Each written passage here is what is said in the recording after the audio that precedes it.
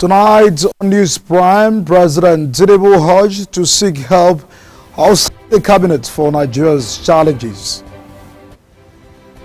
Nigeria Deposit Insurance Corporation pushes artificial intelligence adoption for fraud detection in financial sector.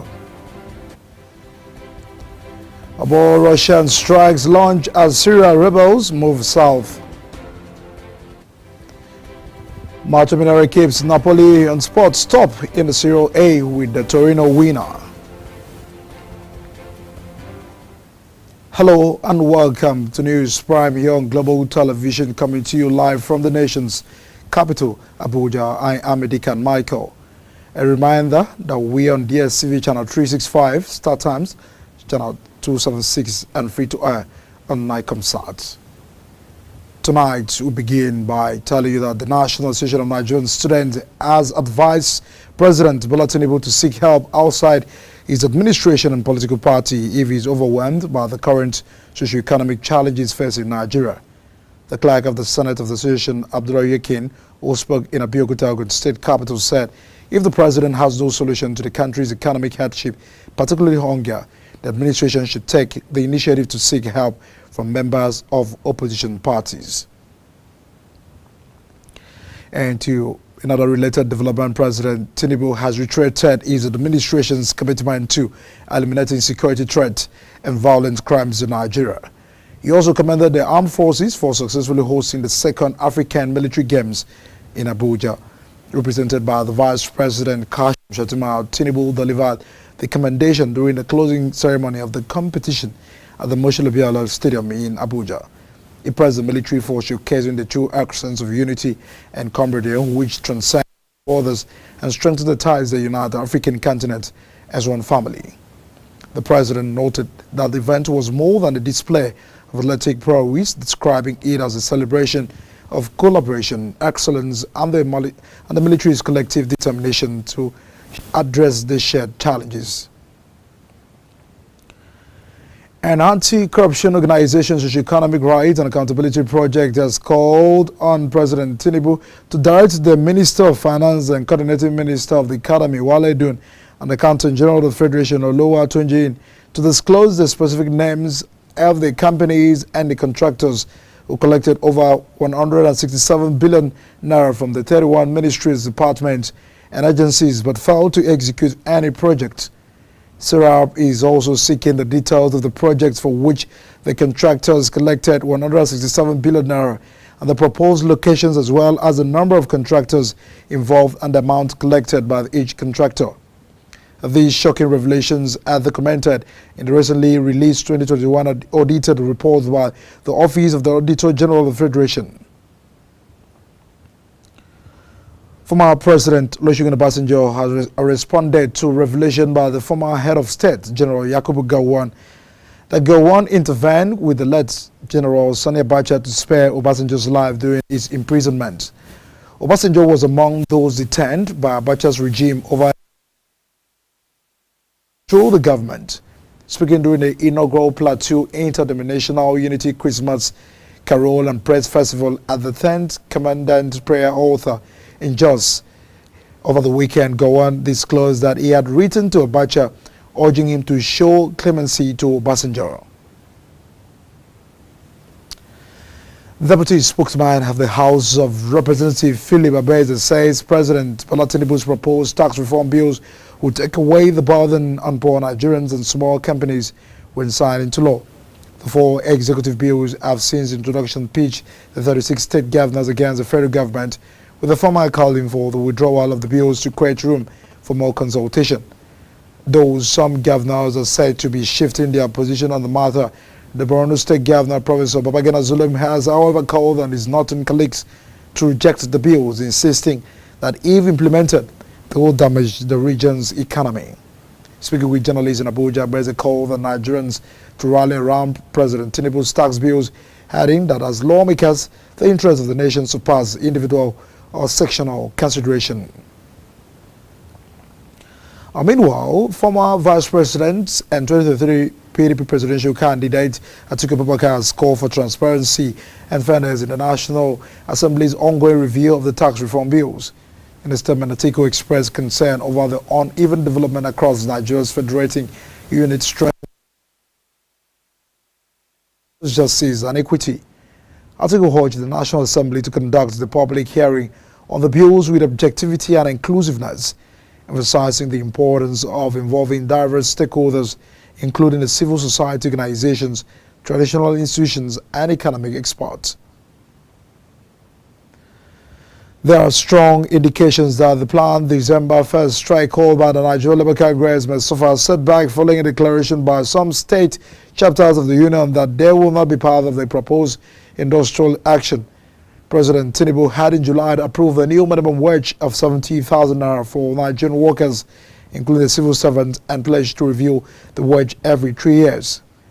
Many states agreed to pay above the 70,000 naira minimum wage, with Lagos and Rivers State offering the highest pay of 85,000. However, 13 states and the Federal Capital Territory have yet to begin the implementation of the new minimum wage. And in the meantime, the organized labor in Cross River State is set to embark on an indefinite strike over the non-implementation of the new minimum wage by the state government. The Cross River State chairman of the Nigeria Labour Congress, Gregory Olaji, disclosed on Saturday that workers will begin a strike at midnight on Sunday if the government failed to implement the 70,000 naira minimum wage. Similarly, the chairman of the Trade Union Congress in the state, Monday Ogbodun, affirmed that unless the government implements the new minimum wage, there will be no backing down from the planned industrial action. According to Ogbodun, negotiations with the state government are ongoing, but these will not deter the unions from proceeding with the strike if necessary. And more on the related development, the Academic Staff Union of Universities, ASU Sadu Zungo University Bauchi chapter, has declared indefinite strike to drive home its demands for better conditions of service from the university management.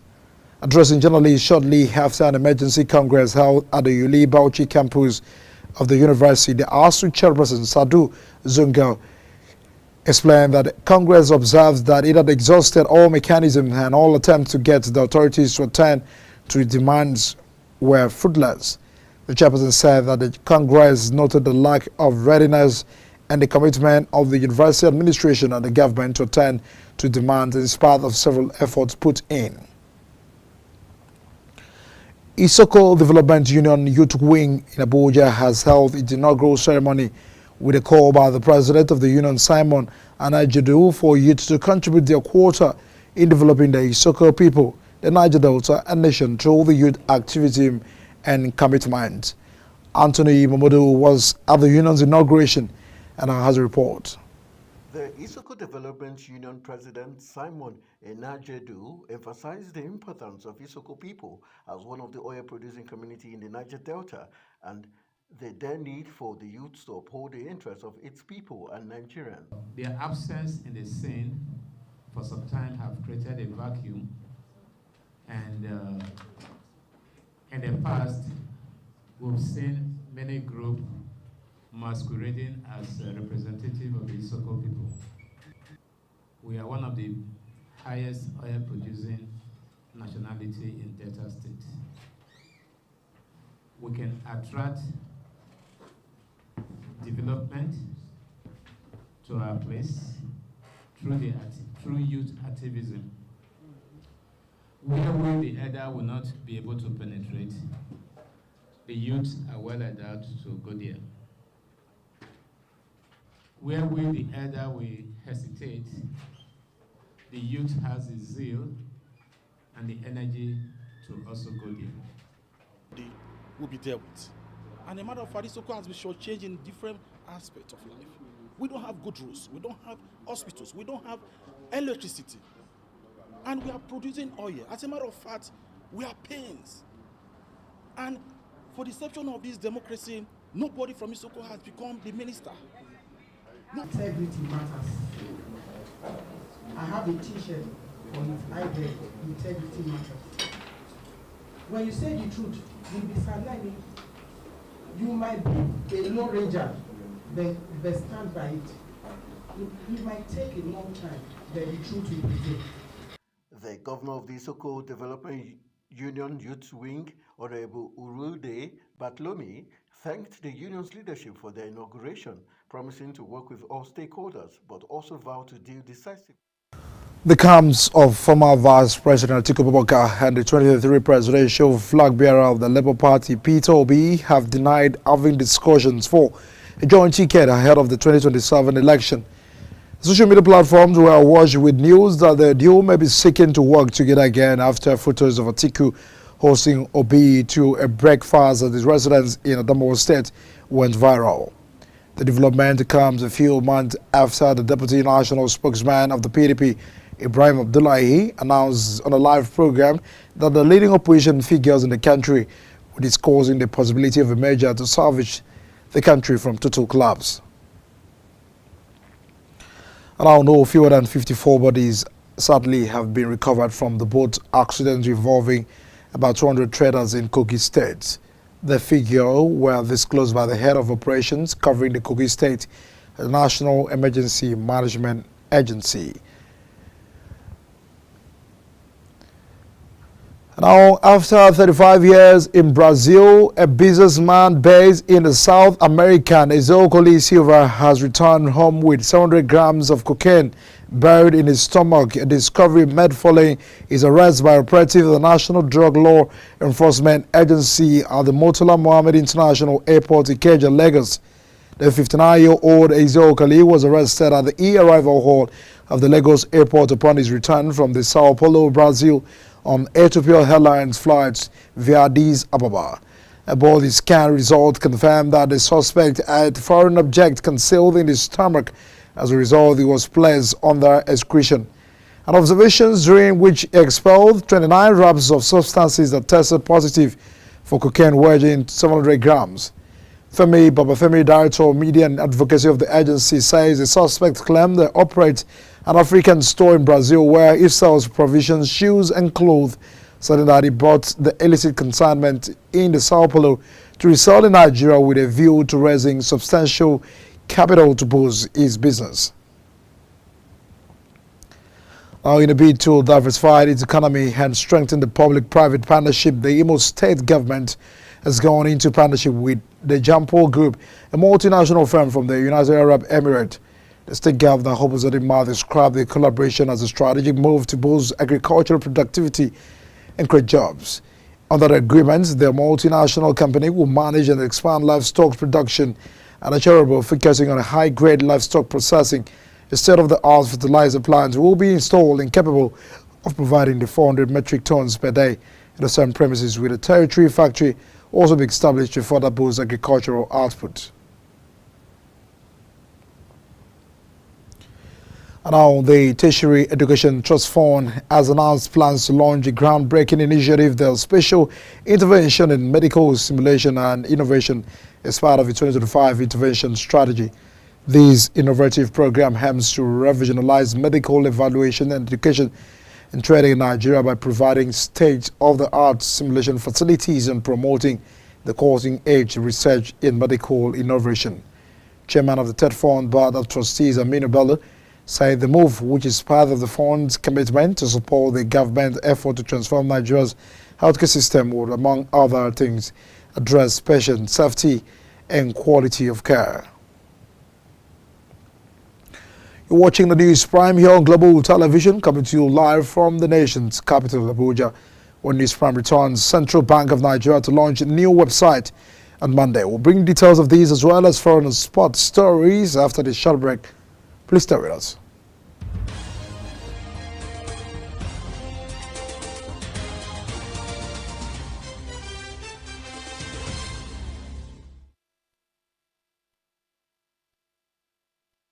Welcome back and many thanks for staying with us. And now to business tonight. President Tinubu says the removal of oil subsidy by his administration was not to torment Nigerians but to save the country from total collapse. The president, who announced the subsidy removal of the day of his inauguration on May 29, 2023, noted that the policy had been yielding positive results for the country. Tinubu said this in his address at the 34th and 35th combined convocation ceremonies of the Federal University of Technology, Akure, Ondo State. Represented by the Vice Chancellor of University of Ilorin, Professor Walab, The president said his administration was not unaware of the suffering of the people, but expressed assurance that there will be light at the end of the tunnel. Now, President-elect Donald Trump has threatened to impose a 100% tariff on the BRICS, an intergovernmental organization comprising 9 countries: Brazil, Russia, India, China, South Africa, Iran, Egypt, Ethiopia, and the United Arab Emirates, if they undermine the United States dollar. The statement follows a BRICS summit held last month in Kazan, Russia, where the member countries discussed enhancing the non-dollar transactions and strengthening local currencies. The BRICS group have grown significantly since its inception in 2009 and now includes the nations such as Iran, Egypt, and the United Arab Emirates. Collectively, the coalition accounts for a substantial minority of the world's economic output. The Managing Director and Chief Executive Officer of Nigerian Deposit Insurance Corporation, NDIC, Bello Hassan, has called for the integration of artificial intelligence (AI) technologies to bolster the fraud detection in financial institutions. Speaking at the Risk Management Roundtable organized, he emphasized the growing inadequacy of traditional fraud detection and methods that rely on manual verification and human analysis. Hassan described AI technologies like machine learning, natural language processing, and the anomaly detection as revolutionary tools capable of enhancing the efficiency and accuracy of fraud prevention efforts. About federal government, in collaboration with Stakeholder Democracy Network and supported by the Dutch Ministry of Foreign Affairs, is working to develop a methane tracker to enhance emission monitoring and the regulation in the country's oil and gas sector. Methane is a potent greenhouse gas release during oil and gas production and processing and transportation. It contributed to global warming, making it crucial to address its emissions in an effort to mitigate the climate change. Adam Hill, the Executive Director of the Stakeholder Democracy Network, discloses at a recent workshop held in Abuja by the Stakeholder Democracy Network in partnership with the Nigerian Central Government. The Central Bank of Nigeria, CBN, says it will launch a new website on Monday that has a variety of new content encompassing a broader spectrum of information regarding the bank's mandate. The acting director of corporate communications at the Apex Bank, Akama Ali, says the new website is responsive to mobile devices, facilitating navigation across various websites and devices. She also announced that the front-end design and back-end technology are created in-house. Now, all marketers have expressed diverse opinions on the recent demand by the Dangote Petroleum Refinery, which said that dealers must make advance payments before they can begin off-taking product from the Lekki-based refinery. This demand was advanced to marketers during a high-level stakeholders meeting organized by the Nigerian National Petroleum Company Limited Group and the Chief Executive Officer, Melekari, representative of the Major Oil Marketers Association of Nigeria, and the key stakeholders and the main Nigerian midstream and downstream petroleum regulatory authority recently in Abuja. Dangote reportedly insisted on advance payments from marketers, unlike the traditional importation system where marketers settle payment upon product arrival at depots. And on the front scene tonight, Russia has carried out a series of airstrikes in Syria as rebels advance after seizing Aleppo, according to the UK-based Syrian Observatory for Human Rights. The Syrian Observatory for Human Rights, says 5 people were killed in strike on a hospital in Aleppo, while the strike inside the northwestern city killed 8 civilians and wounded more than 50. RAP planes also reportedly struck rural parts of the Idlib and Hama, where the group leading the rebel offensive has recently taken control. The European Union's new top diplomat, Kaja Kallas, and the President of the European Council, Antonio Costa, have arrived in Kyiv on Sunday in a symbolic show of support for Ukraine on the first day in office. Kaja says the European Council stands with Ukraine and continue to give full support. European Union's new leadership is eager to demonstrate its firm backing to Kyiv at the perilous moment for Ukraine nearly 3 years into the fight against Russia's full-scale invasion. The questions surround the future of U.S. support once Donald Trump assumed office in January, with fears that he could pressure Kiev into making painful concessions in a pursuit of a quick peace deal. Now to sports. Scott MC Martinelli has made sure that Napoli will stay top of Serie A for at least another week, with the only goal in the Sunday's 1-0 win at the Torino, while the challengers Lazio fell to a 3-1 defeat at the Parma. Napoli and are previously 4 points ahead of the chasing pack thanks to the Tomori's net finish in the 31st minute following the trademark dribble into the area from the Quavascelia. And Aguema has hit third Serie A goal since signing for Napoli in the summer, and the Scotland midfielder is playing a key role in his new team's bid for a fourth Italian league title. And as well, we'll wrap it up here on the News Prime. Before, let's take a look at our major stories. The National Association of Nigerian Students has advised President Bola Tinubu to hesitate to seek help outside his administration party if he's overwhelmed by the current socio-economic challenges facing Nigeria. And in business, the Managing Director and Chief Executive Officer of the Nigerian Deposit Insurance Corporation, Bello Hassan, has called for the integration of artificial intelligence technologies to bolster fraud detection in financial institutions. And on the first scene, Russia carried out a series of airstrikes in Syria on Sunday as rebels advanced after seizing Aleppo, according to UK-based Syrian Observatory for Human Rights. As court Mark Tomari made sure that Napoli will stay top of Serie A for at least another week, with the only goal in the Sunday 1-0 win at the Torino, while challengers Lazio fell the 3-1 defeat at the Parma. And that's the package of News Prime, coming to you live from the nation's capital, Abuja. A reminder that we are on DSTV channel 365 and start time channel 276, free to air on Nicomsat. Kindly follow us across social media platform at Global TV NG. On behalf of the entire production team, we thank you for joining us on News Prime. I am Adikan Michael. See you again.